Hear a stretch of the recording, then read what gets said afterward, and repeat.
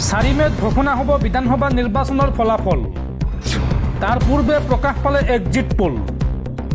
Exit pole মতে এইবাৰ অসমত কাৰ চৰকাৰ, এই সন্দৰ্ভত জনাই আছোঁ সবিশেষ। আপুনি ভিডিঅ'টোত লাইক কৰি শ্বেয়াৰ কৰি দিয়ক।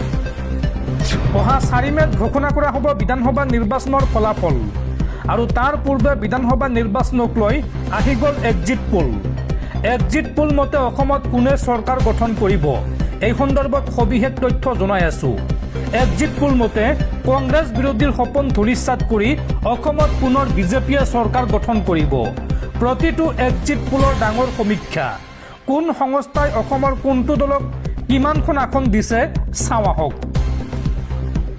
এক্সিট পোল মতে অসমত পুনৰ খুলিব পদুম, অসমত পুনৰ হ'ব বিজেপি চৰকাৰ। প্ৰায় আটাইকেইটা সমীক্ষাই দিছে বিজেপি চৰকাৰৰ ইংগিত। আজটক এক্সিছ মাই ইণ্ডিয়াৰ সমীক্ষা মতে বিজেপি প্লাছ অৰ্থাৎ বিজেপি মিত্ৰজোঁটক দিয়া হৈছে 88ৰ পৰা 100খন আসন। INC প্লাছ অৰ্থাৎ কংগ্ৰেছ মিত্ৰজোঁটে 24ৰ পৰা 34খন আসন লাভ কৰিব। আদাৰ্ছ অৰ্থাৎ অন্যান্যই 0খন আসন লাভ কৰিব। এই সমীক্ষাটো আছিলে আজটক এক্সিছ মাই ইণ্ডিয়া। আৰু কোন সংস্থাই কি এক্সিট পোল দিছে বা কোন দলক কিমানখন আসন দিছে চাওঁ আহক।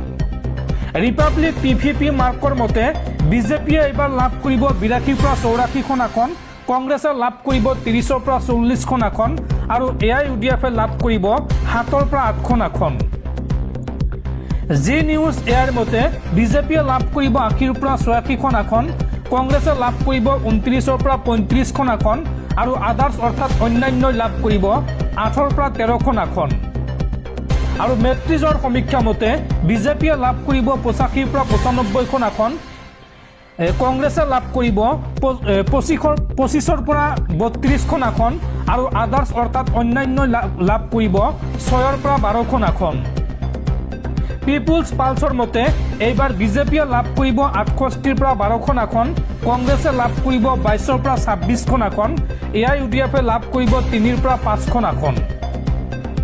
চাণক্যৰ মতে চাণক্যই যি সমীক্ষা চলাইছিল সেই সমীক্ষা মতে বিজেপিয়ে লাভ কৰিব 88ৰ পৰা 98খন আসন, কংগ্ৰেছে লাভ কৰিব 22ৰ পৰা 32খন আসন, AIUDF লাভ কৰিব 3ৰ পৰা 5খন আসন। আৰু JBCৰ সমীক্ষা মতে বিজেপিয়ে লাভ কৰিব 88ৰ পৰা 100খন আসন, কংগ্ৰেছে লাভ কৰিব 23ৰ পৰা 33খন আসন, AIUDF লাভ কৰিব 2ৰ পৰা 5খন আসন।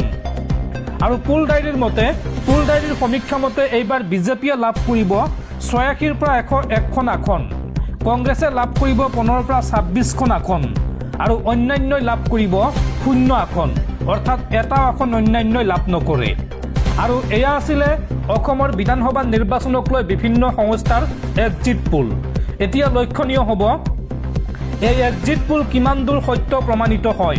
4 মে'লৈকে অপেক্ষা কৰিব লাগিব।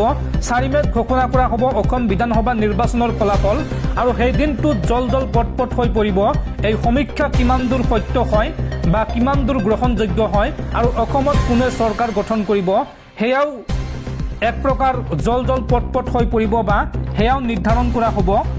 জনতাই যি ৰায় দিছিলে সেই ৰায় ফলাফল আহি পৰিব 4 মে'ত। সেই দিনটোতে ওলাই পৰিব অসমত কোনে চৰকাৰ গঠন কৰিব বা এই এক্সিট পোল কিমান দূৰ সত্য প্ৰমাণিত হয় সেয়া লক্ষণীয় হ'ব সময়ত।